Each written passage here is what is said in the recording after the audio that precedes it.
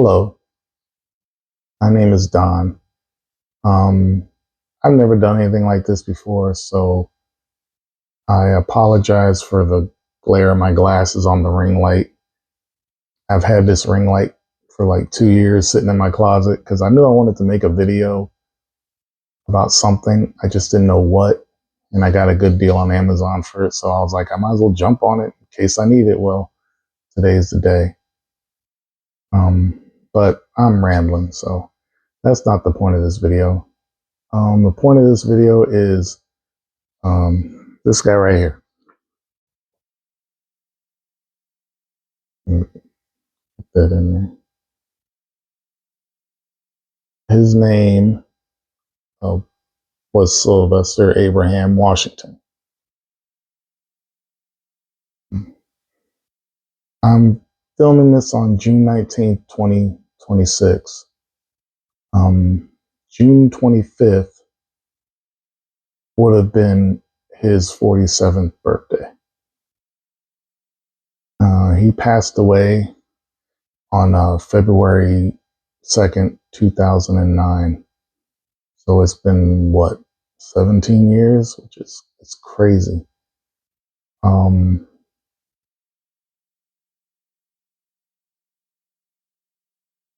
I guess the last day I saw him was January 29th, I believe, of 2009. It was a Thursday. I went over to his place. I usually went to go hang out with him once or twice a week, usually. Um, we got together and we used to watch a lot of movies. Like me, him, we have another friend, James, we met in college and we were movie buffs. We like to go see a movie almost every weekend. And then we would go to video stores. Remember those? We used to go to like video stores and rent movies. And we usually would always look for the cheesy B bad movies, like kind of like stuff you see on sci-fi. And we would just watch those and laugh so bad that they're funny. But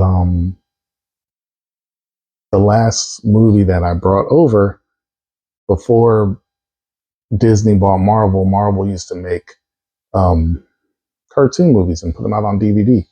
And I had just bought Hulk Versus, where it's two movies, where Hulk versus Thor in one movie, and then Hulk versus Wolverine in another. I brought that over, and we watched that. And we always would talk about life. Like when me and him get together, we would talk about life a lot, future, what we want out of the future, just. And when I met him in January of 1999. And when I met him, he sat there and told me, he was like, I'm not going to live to see 30. I used to always tell him, shut up, Sylvester, man. Why are you talking like that? You're 20, you're 19, 20 years old. What are you talking about, man? Shut up. I'm not going to live to see 30. And it's like, whatever. And so, yeah, that night when I saw him, we were talking about life and we mentioned how, he would say sometimes it's like, oh, I would just shut my phone off. So, I just kind of shut down. I want some time to recharge, just shut my phone off and, just chill. And I told him, yeah, I get that. I would do that sometimes too. Now, this is way before, this is 2009. So there was no apps and like how you have now, all these apps that can do everything. It was still way in the infancy of apps. So, you just turn off phone. You wasn't missing out on anything. It wasn't TikTok. None of that stuff was going on. And he wasn't feeling good. And I mentioned to him, I was like, yo, man, you good? And he was like, yeah, I think I just ate some bad fruit. I believe he said he ate a bad peach or something. So he just thought he had some bad fruit. I said, okay. And then, when I left, just like any other time, like, yo, man, I'll see you. See you later. All right, see you later. And then I went to work and I messaged him on Friday. He didn't get back to me. Usually, whenever we would text each other, send a text message, we will usually reply back right away. So I didn't hear from him on Friday. And then Saturday, I messaged him, didn't hear from him. But again, I didn't think anything of it because we just had that conversation about shutting off our phones. So once I heard that, I'm like, okay, he's still got his phone shut off. And the next day was the Super Bowl. I live out here in Phoenix, and that Super Bowl, I believe it was Super Bowl 43. That was the Arizona Cardinals versus the Pittsburgh Steelers. And so at my job at the time, I used to work for the newspaper out here, but they just shut down within the last year. And I had to work my schedule. I used to work Saturday nights, and we'd go in like at 8 o'clock or 7 o'clock, I think. I can't even remember. And we would get off like when we got done with everything, which usually would hover around 2, maybe 3 a.m., sometimes 4, depending on just how much we had to do. And since the Super Bowl, since the Cardinals were in the Super Bowl, a lot of people took off the next day. And so I didn't get a chance to get that day off. So I had to work. I had to come in at 12 o'clock the next day. So it was like I get off at 3, 4 in the morning. I come right back at noon. So I was exhausted. And I was going to go by after work. I'm like, man, it's very weird I had to go this long without hearing from him or us not talking to each other. It's never happened that I can think of. And so I was like, I'll go over there tomorrow and see how he's doing. Since the last time I talked to him, he said he wasn't feeling good. And then Monday morning, his mom called me, and I didn't know it was his mom when I answered the phone. I think I just answered the phone, and I'm like, man, where you been? What's going on? And it was his mom. But something should have told me something was up because it was real early in the morning. I want to say maybe it was like 7, 8 in the morning. And we never called each other that early. Never. And we communicated more through text, I think. No, we were still on the phone. But yeah, never called that early for nothing. And his mom, told me, she was like, Don, I was like, yeah. And then she's like, I have some bad news. I'm like, what? And she's like, Sylvester, died in his sleep last night, or Sylvester died. And I was like, I can't remember what I said, but I just can remember. I remember I kept repeating it. I was like, "No, you're joking. You're joking, or you're kidding, or something." I kept repeating something like that over and over again. And his mom was just like, "No, Don, no, he's gone. He's gone." And then I kind of got off the phone, and it didn't hit me. It didn't hit me at all. It didn't hit me until I called my mom. God rest her soul. And when I called her at her job, and she got on the phone, and I said, "Mom, I just heard from Sylvester's mom, and she said he's dead." And my mom said, "What?" And I don't know what it was, but the way she said what, it made it real for me. And then that's when my voice started to crack and everything. And and then I saw his mom, and she told me that, I like on my way to go see his mom. I was all like, okay, I think I'm good, because I got to be strong, show a good face for her because, she's the one suffering. She found her only child gone.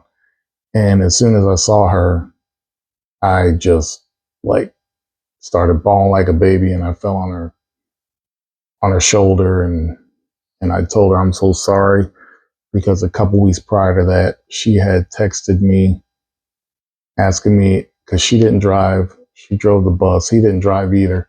So she asked me if I could come by and take him to the hospital because he wasn't feeling good then either. And I said, yeah, I can do that. I had some things to do, but I'm like, yeah, I can do that afterwards. And then like an hour later or so, she messaged me and said, "Oh, he said he's okay." And I regret that. I regret not going there and taking him to the hospital to get checked. And she took me out on the patio and told me that it wasn't my fault because I just kept apologizing to her. I was like, "I'm so sorry. I'm so sorry. I should have been there. I should have came that day. I'm sorry. I'm sorry. I'm sorry." And she was like, "No, Don, don't, don't do that. You know, it's not your fault." And I'm not gonna lie. Even 17 years later, I still feel it like it's my fault that I should have been there because his death, it could have been prevented. He died from diabetic ketoacidosis. He he never went to the doctor after he graduated high school, and he had a serious sweet tooth. The boy would keep like a jar of Skittles next to his bed or a box of Mike and Ike's. You know, if somebody wants a snack, they carry a snack with them in their bag. Oh, I mean, he would have a box of Mike and Ike's. He would just take a handful and, drank soda a lot of times. So he had diabetes and he never knew. So the night of the Super Bowl, and his mom's favorite team, I believe, is the Steelers. So the night of the Super Bowl, when her favorite football team was winning, her son was dying. She was telling me how he was just chugging water, but he never seemed like excuse me, but he never seemed like he could quench his thirst. And later find out that because of his diabetic ketoacidosis, that essentially his organs were shutting down. And she told me the last time she was with him, I believe she said she was like rubbing his back, and his voice sounded different. And she said the way he said "I love you," sounded different too, almost as if like he knew that he was dying and this was going to be it, but maybe he didn't want to alarm her, scare her. I don't know. And yeah, it sucks. It still sucks to this day. And hmm. But this channel, it's about he used to carry this notebook with him. He said one day he was gonna write this story, and he used to carry this blue like binder that you can like zip it and open it up, and there's a notebook in there and close it. Once he decided to write this story, he would bring this book everywhere, everywhere. He would bring it to the movies because back then you couldn't just buy a ticket on an app because there was no Harkins app, there was no AMC app. You'd go to the box office, buy your ticket, then you'd have to get there early, wait behind a velvet rope. And then once that, it was actually fun because you actually got to meet other people that were fans. Like if you're waiting in line for Star Wars, Lord of the Rings, and everybody's talking about it, it was actually cool, And then as soon as they lifted up that rope and let you in, it was like a mad dash to get to whatever seat you could get to. You're like, hurry up, get those seats up there. Is it? You always had that one guy that would like get and hold the whole row or hold like 5 seats, waiting on the friends, and then or they're getting popcorn.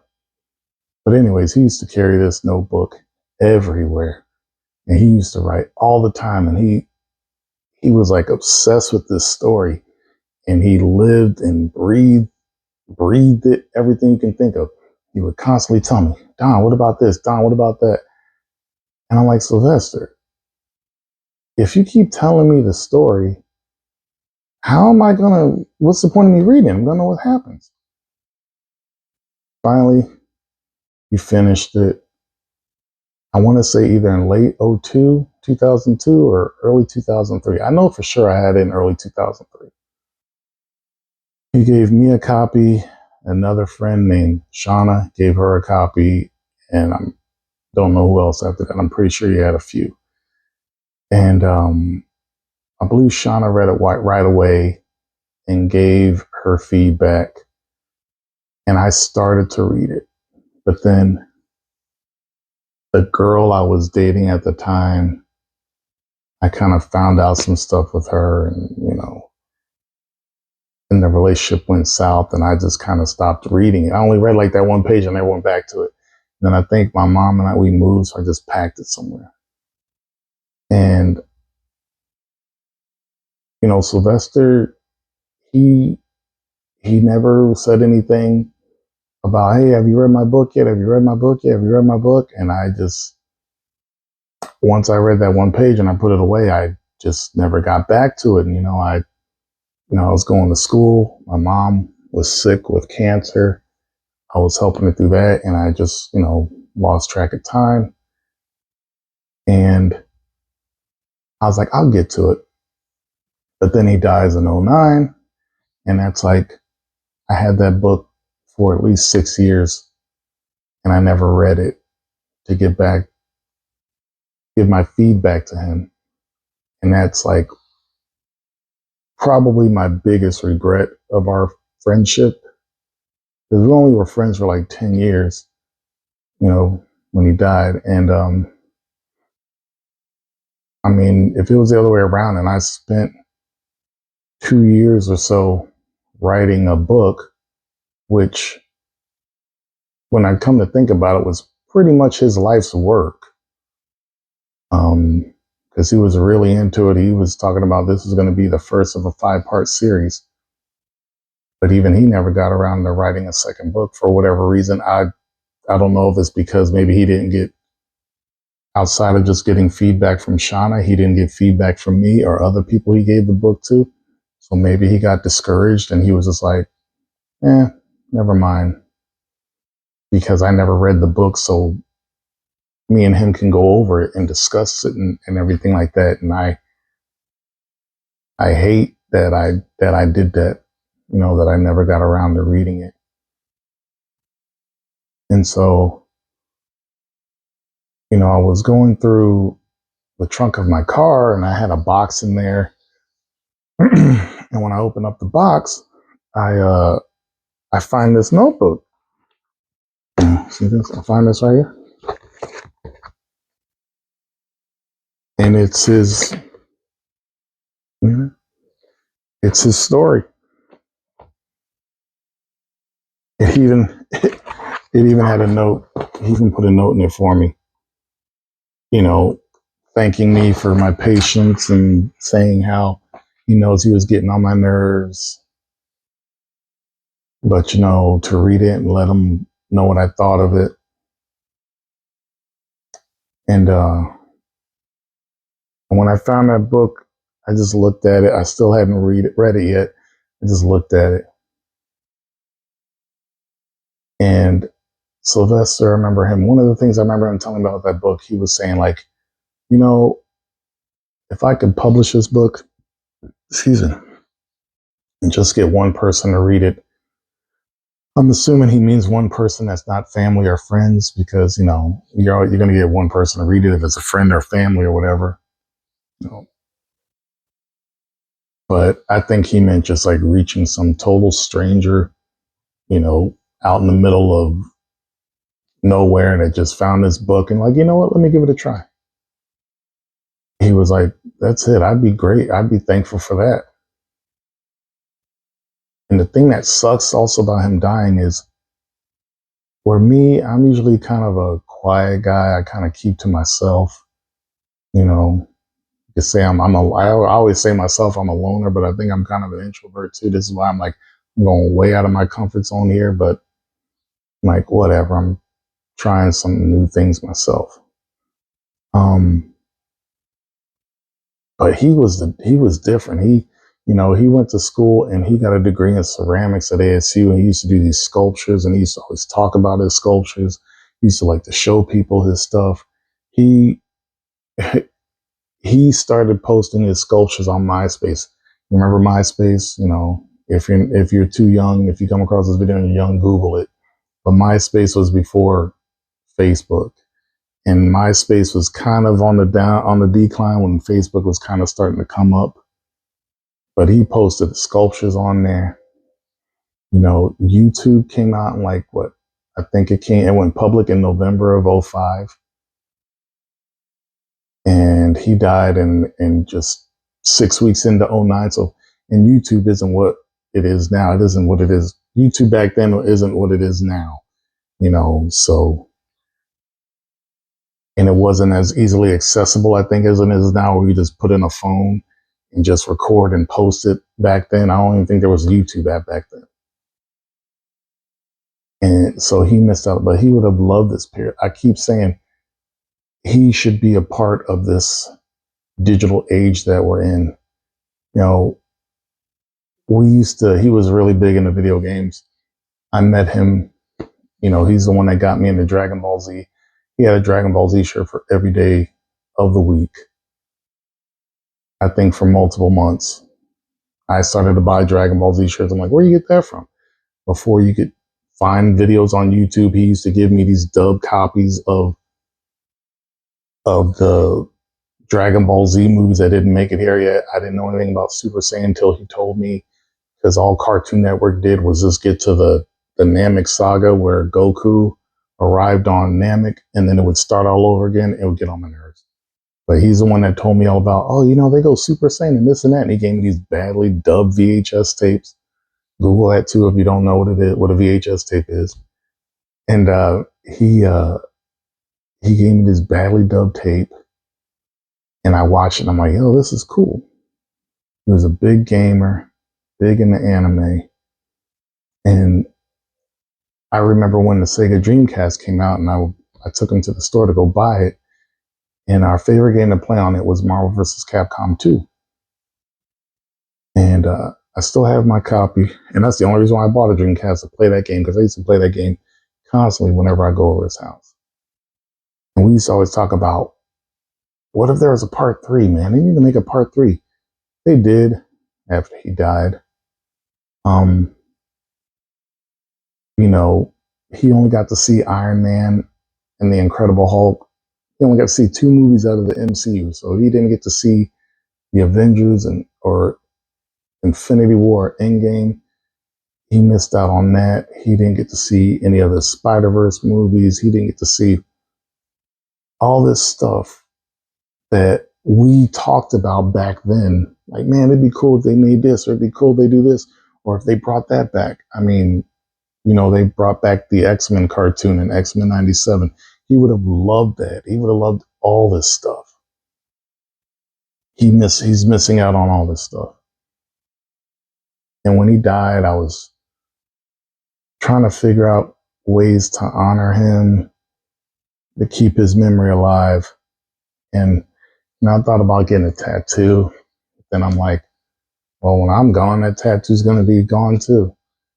And then I thought about, my first child, his middle name is named after my best friend. His middle name is Sylvester. But,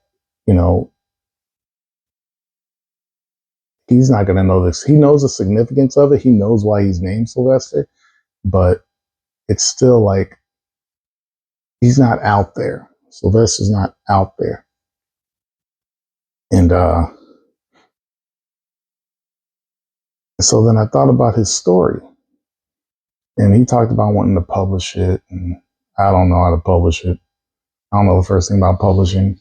But I thought about, if I found that out, okay, I publish it, and then what?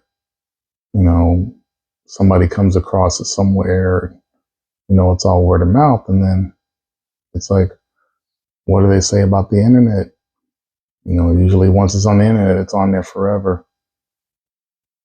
And I figure that's the best way to honor my friend, to celebrate his 47th birthday.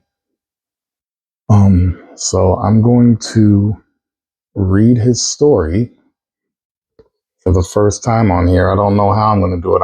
It might just be me down here, like just reading like this and looking up at the camera. That's probably what I'm going to end up doing because I don't really have an idea of how else to present it. So if you want to follow along with me in this story, maybe it's best to probably listen to it at night, put in some headphones so that way you ain't got to look at me. You just hear me read it. Sylvester, from what I remember, he was very descriptive in how his characters were written and like down to eye color and stuff like that. I mean, I got this blank wall right here behind me. If this, catches on, people like the story, I'm welcome to fan art. I'm sure he would have loved that. If it gets to that point, maybe I can get a P.O. box and, get some fan art based off his characters. I want this also to be a gift to his mother. She lost her child on February 2nd of 2009. And then she just lost her husband December 30th of 2025. And so it's just her now, I go see her at least every 2 weeks. I take her grocery shopping or whatever she needs. But she's by herself, she'll probably give me some crap for saying that, but it's okay. I love you too, Carla. Um, but yeah, I would like to present his work to the world, his life's work, it turned out to be, to the world. And I would love for you to join me on this. I don't know how I'm going to do it. I mean, it's 10 chapters. I did look through it's 10 chapters. And depending on how big the chapters are, I might have like, parts of different chapters. Like maybe one video might be like this, the title of the chapter, and then part one, and then part two. I don't know. I don't know how long it's going to take me to read it because it's a lot of pages, and the print is not the biggest, so it might take a minute. Now, I'm not really a big book reader type of guy, but I just finished Project Hail Mary. That's probably the first book I've read from front to back, a novel, and probably I couldn't even tell you. But yeah, I would like to honor my friend, to put his work out there, because then he'll live forever. Like Coco, right? As long as they remember you, you'll live forever. So even if, YouTube's only been around for 21 years, he passed away when it was like in its infancy, and it's still in its infancy. So who knows, maybe 15, another 17 years down the road, somebody will come across this video and then want to follow along, watch the other videos of me reading his story, and he'll live forever. And I would like this to be a present to his mom too. If it gets enough eyeballs on it or whatever, and people start liking the story, because I have no idea what the story is going to be about. It's going to be new for me too. It's going to be all of it. So hopefully it's nothing too graphic, nothing too crazy. But I would like his mother to, see her son's memory live on, to see what response he gets from the world. And hopefully wherever he is, I hope he gets to see it too. So that's all. I mean, this video has been going for 29 minutes. For somebody who's never done a YouTube video before, I mean, I seem to be doing a lot of talking. But yeah, I think, yeah. So that's all I have for now. I guess the next video will be the first chapter of his book. So till then, I'll see you around. And in the words of Sylvester, his favorite saying he always used to say, "You used to do this, Instead of victory, or instead of peace, excuse me, he would say victory. So victory.